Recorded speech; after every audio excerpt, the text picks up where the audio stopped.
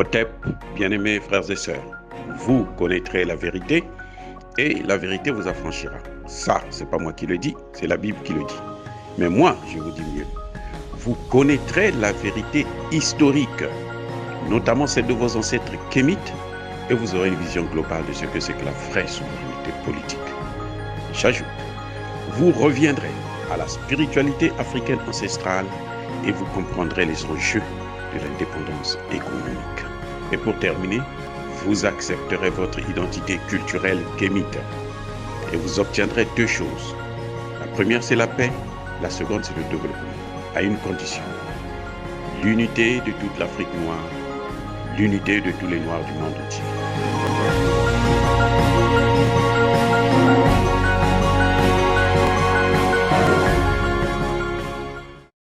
Otep à tous, bienvenue sur la chaîne des panafricanistes par essence, par conviction et par excellence. Celle des citoyens kémites par nécessité et obligation de combat. Nous sommes une chaîne qui n'est guidée que par nos ancêtres et rien que par les ancêtres qui appartiennent à l'égrégore du monde noir. Par conséquent, nous ne croyons en aucun Dieu venu de l'étranger. Toutefois, cette vidéo n'est aucunement destinée à inciter ni à la haine ni à la violence, car nous menons un combat qui est d'abord et avant tout spirituel. Ensuite, il est politique, géopolitique et géostratégique contre l'impérialisme, le colonialisme, le néocolonialisme et l'endocoloniat. Sur la base du principe fondamental que nous avons hérité de nos ancêtres kémites, qui est celui de la Mahat, c'est-à-dire vérité et justice. Vous êtes donc en droit de connaître la vérité et nous avons l'obligation de vous dire la vérité et rien que la vérité, afin que justice soit rendue au continent africain. Et ça, c'est notre modeste contribution dans cette noble lutte en faveur de la souveraineté, la dignité et l'unité africaine. Et ça, c'est ce qu'on appelle le panafricanisme. Oh, bien-aimés frères et sœurs, il s'est tenu ce week-end à Malabo,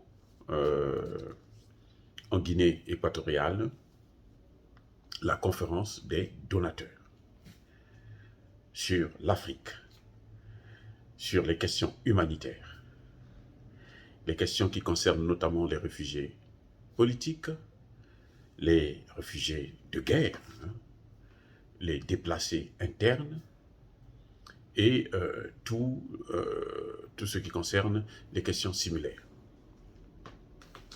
C'est très bien, pour une fois, les pays africains se réunissent pour essayer de regarder les questions, d'abord eux-mêmes, les questions qui concernent l'Afrique. C'est une bonne initiative, mais il y a un problème.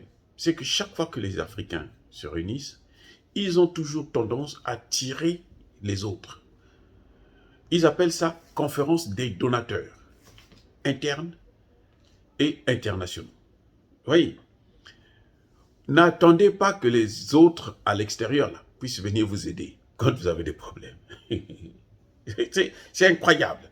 C'est comme si nos chefs d'État, là, ce sont tous des sardines qui n'ont pas de tête. Ils ne regardent pas l'histoire. Ils ont oublié que depuis que nous sommes avec les Occidentaux, notamment les Occidentaux, la France et les autres et ses alliés, la seule chose qu'ils savent faire, ils ont commencé d'abord par l'esclavage, 400 ans d'esclavage.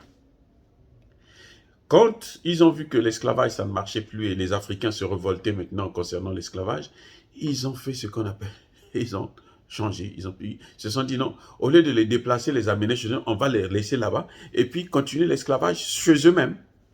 C'est ce qu'on appelle le colonialisme. Le colonialisme a duré près de 100 ans ou plus. Dans les années 60, après la Seconde Guerre mondiale, les pays africains se sont dit, bon, nous avons aidé la France à se libérer, nous avons aidé l'Europe à se libérer, nous voulons aussi être libres. Ils disent, non, vous n'avez pas droit à la liberté, on vous colonise encore. Une nouvelle forme de colonialisme. On place des dirigeants à la tête de nos États et on leur donne une feuille de route à eux pour protéger leurs intérêts. Voilà ce que nous avons avec ces gens. Comment peut-on attendre autre chose si pendant 5 siècles, 6 siècles, ils n'ont fait que nous piller, nous piétiner, nous écraser, nous humilier? Comment peut-on aujourd'hui que des chefs d'État s'asseyent pour attendre que les pays occidentaux puissent les aider? Incroyable. Incroyable, mais vrai. L'initiative est bonne. Les pays africains doivent se réunir, ils doivent s'asseoir. Chacun doit donner ce qu'il peut pour régler les problèmes des réfugiés, des déplacés, et ainsi de suite. Et c'est comme ça qu'on peut penser maintenant aux questions de développement. Ils ont attendu la crise en Ukraine pour se rendre compte que, mais ils ne valent absolument rien. Ils ont attendu, quand il y a eu la Covid, là, tous les pays africains, là, ils attendaient l'aide de l'extérieur. Parce qu'ils n'ont aucune protection sur le plan sanitaire. Ils devraient avoir l'OMS Afrique. C'est-à-dire que l'organisation africaine de la santé. C'est ça qu'il faut maintenant. Nous devons avoir notre propre organisation africaine de la santé. L'organisation africaine de l'agriculture. Sans les Occidentaux. Parce que chaque fois qu'ils se mêlent dans nos affaires, là, c'est pour tirer profit de tout ce que nous faisons, du travail que nous faisons. Avec le franc CFA, là, hein, je vais vous dire une chose. Un Français peut travailler pendant 35 heures par mois ou par semaine. Mais un Africain, il doit travailler pendant 35 heures par jour ou tous les 2 jours. C'est-à-dire que la femme africaine elle doit se réveiller à 4 heures du matin et se coucher à 23 heures.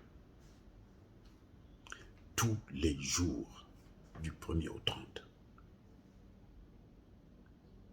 Mais malheureusement, elle n'arrive toujours pas à assurer les 2 bouts du mois. Non. Parce que tout l'argent là qu'elle travaille, là, ça va en France, à travers les mécanismes du franc CFA. C'est ça le problème. Donc on ne peut rien attendre de ces gens. Conférence des donateurs, oui, mais des donateurs africains. Que les Africains se réunissent pour savoir ce qu'ils doivent faire. Regardez ce qui s'est passé. Après la chute du mur de Berlin. Écoutez bien. Après la chute du mur de Berlin, les pays européens, ils se sont dit, nous avons libéré les pays de l'Est. Donc nous, ce qui compte pour nous, ce sont les pays de l'Est là, parce que eux, ils nous ressemblent. Donc nous pouvons vivre ensemble. Les Africains, là, allez vous faire foutre. C'est à ce moment-là que les Africains viennent, quand ils viennent demander de l'argent aux Français, là, leur argent, hein, parce que quand ils demandent de l'argent, là, ce n'est pas l'argent des Français, c'est notre propre argent qu'on demande pour qu'on nous prête ça, et puis on va rembourser avec des intérêts. Ils refusaient. C'est là que les Africains vont se tourner vers la Chine. Donc eux, il faut les chicoter tous les jours, mais ils doivent tirer des leçons, les gars. Ces gens-là, ces Occidentaux-là, ne vont jamais nous laisser tranquilles tant que nous n'allons pas avoir notre autonomie.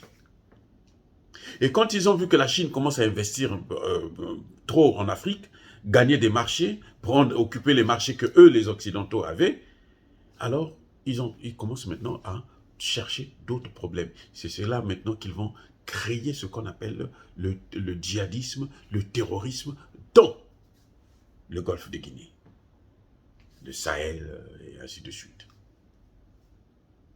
C'est là qu'ils vont tuer Kadhafi, détruire la Libye et déverser tous les djihadistes là, les envoyer les terroristes là dans le Sahel et dans le reste, toute la partie du golfe de Guinée. Voilà ce qu'ils savent faire de mieux.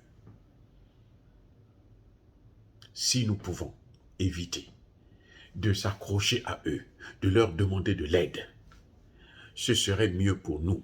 Mieux vaut être pauvre et avancer dans cette pauvreté. Attendez, il y a des pays comme le Nigeria et des pays comme l'Afrique du Sud qui ont des économies quand même assez solides. En tout cas, par rapport au continent africain. Ils n'ont pas attendu les Occidentaux pour le faire. Il faut que les Africains puissent apprendre à s'organiser. Maintenant, on voit qu'il y a la crise du blé.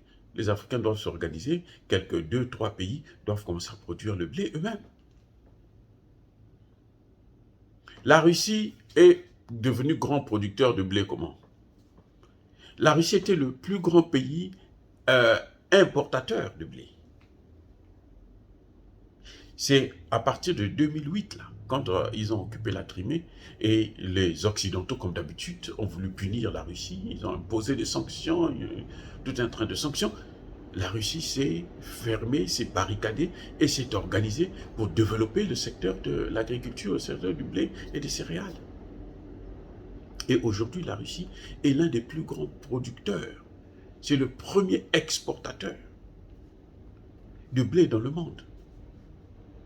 Voyez, donc les Africains doivent comprendre ces choses-là.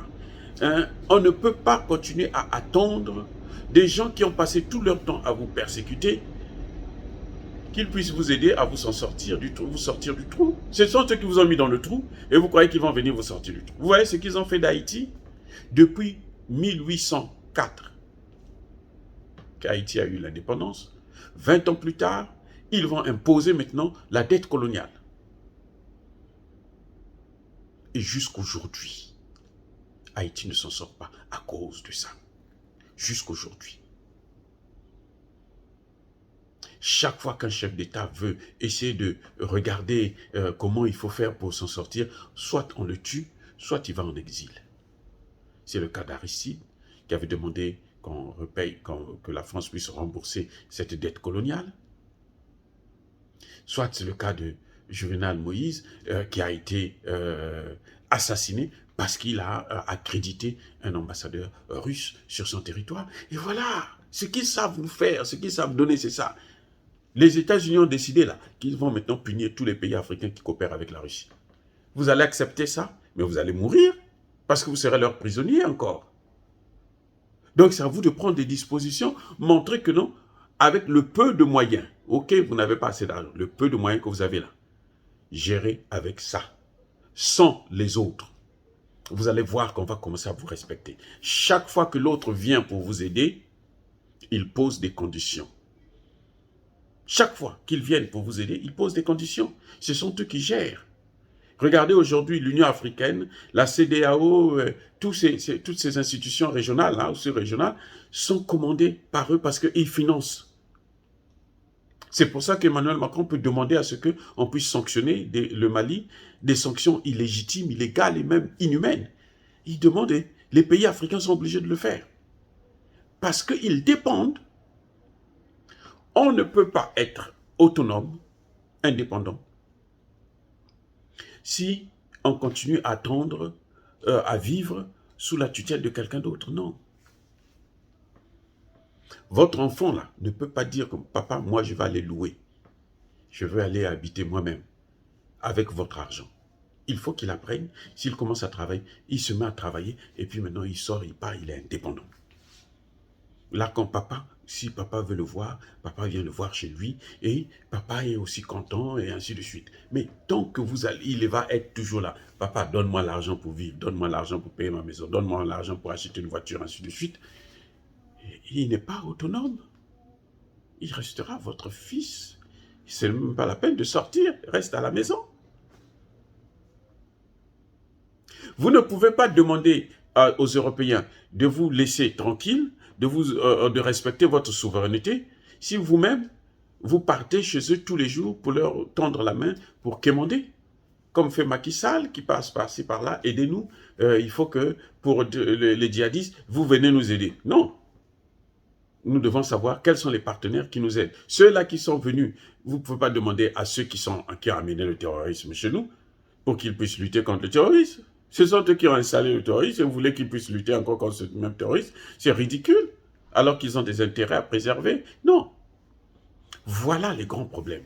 Et c'est ça qui fait que Malabo, c'est sans effet, c'est nul, c'est zéro. Parce que vous comptez toujours sur les autres. Non, Vous devrez apprendre à vivre. Nous devrons apprendre à vivre avec ce que nous avons. Arrêtez de faire des dépenses inutiles avec des voyages pompeux où vous allez dans des grands hôtels, ainsi de suite, ce qui ne vous apporte absolument rien. C'est tout. Arrêtez déjà avec ça, diminuer, réduire le train de vie de l'État, du gouvernement, des ministres et autres qui se déplacent comme si l'avion, c'est pour eux comme si c'était un bus. Voilà. C'est impossible. Malabo, pour moi, c'est zéro. C'est zéro. Tant qu'on va compter sur les donateurs internationaux. Les Nations Unies viennent, les ceci. Qu'est-ce que les Nations Unies viennent faire dans une situation sous-régionale? On n'a pas besoin d'eux. On a besoin des Africains. Les chefs d'État africains doivent se réunir, s'organiser pour que chacun apporte ce qu'il peut. Le peu qu'il y a là, c'est avec ça qu'on va gérer. Voilà. Mais si vous voulez avoir plus, vous voulez avoir des gros salaires, vous voulez avoir des grosses voitures, des grands châteaux, eh bien, vous êtes obligés d'être les esclaves de ceux qui vous ont pris en esclavage depuis tout le temps. C'est tout. Dire cela, c'est inciter à la haine ou à la violence. Non. C'est ça la vérité. Nous voulons notre souveraineté. Quand on respecte notre souveraineté, nous devons commencer d'abord par nous-mêmes, par nous faire respecter, par imposer cette souveraineté-là, par imposer ce respect-là aux autres. Voilà. Yaba, colère, veille. Nous sommes une force tranquille. Ya Malembe. Soyez bénis par le Dieu des Kémites. J'ai dit et j'assume.